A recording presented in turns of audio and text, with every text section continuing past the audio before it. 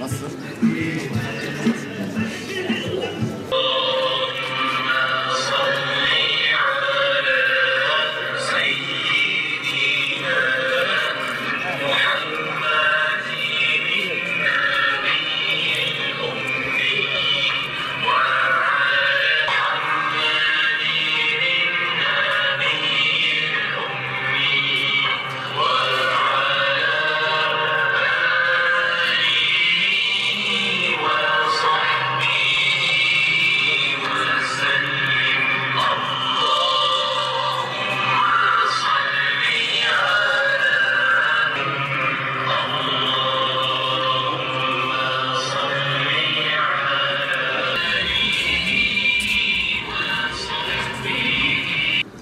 Allah-u Teala'ya hamdolsun. Her geçen gün partimizin siyasi söylemleri, çözüm önerileri Türkiye gündemine biraz daha fazla gelmeye başlıyor.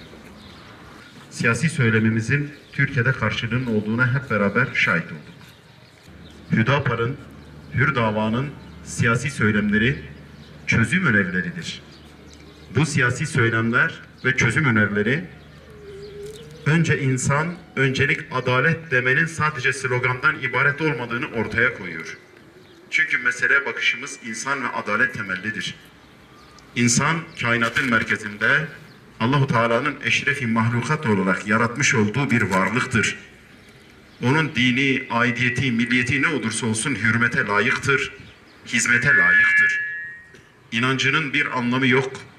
Ona hizmet edilmesi ve onun adalet içerisinde kalması, zıddımıza da olsa, hoşumuza da gitmese, ona adaletle emretmek, adaleti onun için uygulamak bizim en temel vazifemizdir.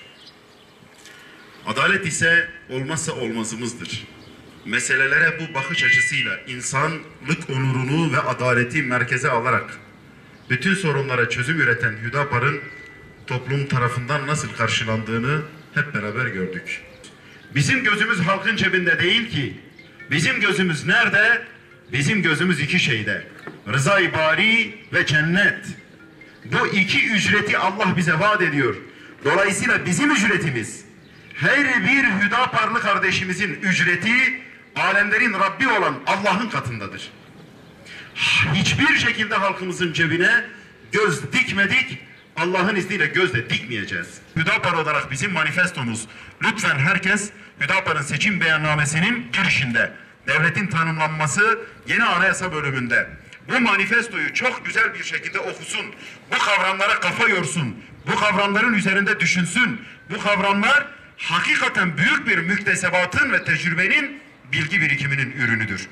Bir diyoruz, özne, insan ve insanlık değerleri olacak. İki, her türlü farklı etnik inanç, her türlü inanç ve farklı etnik kimlik tanınacak. Üç, herkesin din, can, mal, nesil ve akıl emniyeti teminat altına alınacak. Dört, hukukun üstünlüğü herkes ve her kesim için. Hani ayet-i kerimede der ya, aleyhinize dahi olsa haktan, adaletten ayrılmayın. Hakkı ayakta tutan adil şahitler olun ve bir topluluğa, bir kavme olan kininiz ve öfkeniz asla sizi adaletsizliğe sürüklemesinin parti programımıza yansımış halidir bu. Çünkü biz inanç temelli bir hareketiz. Ölçümüzü aziz İslam'dan alıyoruz. Büyük insanlık mektebi aziz İslam'ın bizatihi kendisidir. Evet, adaleti herkes ve her kesim için eşitlik temelinde uygulayacak, katılımcılığı ve çoğulculuğu sağlayacak, işte bunların teminat altına alındığı hür ve adil bir toplum düzenini tesis edecek. İşte bu bizim zaferimizin kendisidir. Bu bizim başarımızın kendisi olacaktır.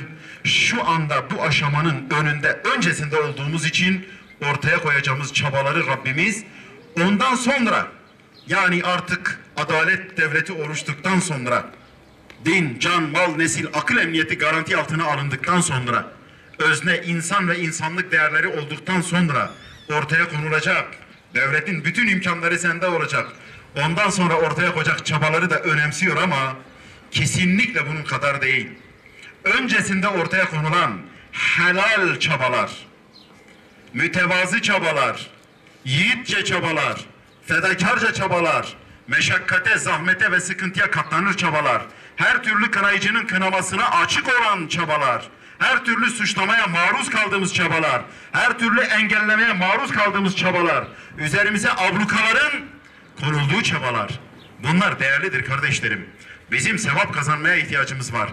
Allah'ın yanında değerimizi yükseltmeye ihtiyacımız var. İşte bu bir fırsattır. Onun için değerli kardeşlerim, bu hür ve adil bir toplum düzeninin tesis edilmesinin, evet, kapısının aralandığı bir zaman diliminde son viraja girmiş bulunuyoruz. Lütfen uykumuzdan, rahatımızdan fedakarlık yapalım. Vaktimizden, nakdimizden biraz daha fedakarlık yapalım. Rabbimiz bizim için ad'afen mudaafeten kat kat arttıracak. Birimize 1000 verecek, milyon verecek, trilyon ve katrilyon verecek. Akıttığımız tek bir damla teri, attığımız tek bir damla adımı Allah'ın azametine ve ululuğuna yemin ederek söylüyorum, asla boşa götürmeyecek.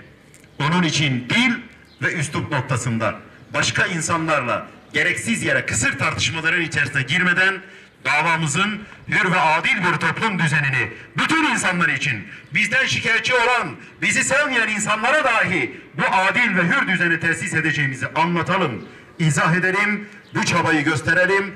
Allahu Teala hem dünyada hem de ahirette bize rahmetini, mağfiretini esirgemeyecek bizden.